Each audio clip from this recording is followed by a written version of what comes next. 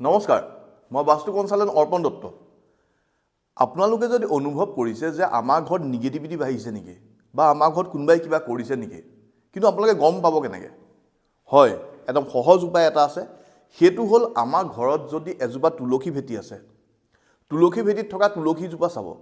তুলসীজোপা যদি মৰি গৈছে, তুলসীজোপা পাত সৰিবলৈ আৰম্ভ কৰিছে, তুলসীজোপা শুকাই গৈছে, তেতিয়া গম পাব যে আপোনালোকৰ ঘৰত নিগেটিভিটি বাঢ়িবও পাৰে কিবা কাৰণত। তেতিয়াহ'লেও ভয় খাবলৈ একো দৰকাৰ নাই।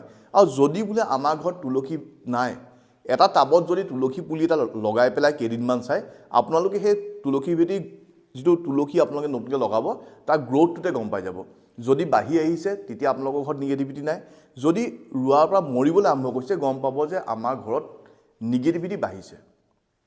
এতিয়া উপায়টো আমি কি কৰিলে হাত সাৰিব পাৰোঁ? সেইটো হ'ল তাৰিখ বাৰকেইটা মনত ৰাখক। মঙলবাৰ, শনিবাৰ আৰু দেওবাৰ, এই তিনিটা বাৰ সপ্তাহত কোনোবা এটা বাৰত, না মঙলবাৰ, না শনিবাৰ, না দেওবাৰে গধূলি আমাৰ ঘৰত সকলো ৰুমত অলপ অলপ যদি হালধীয়া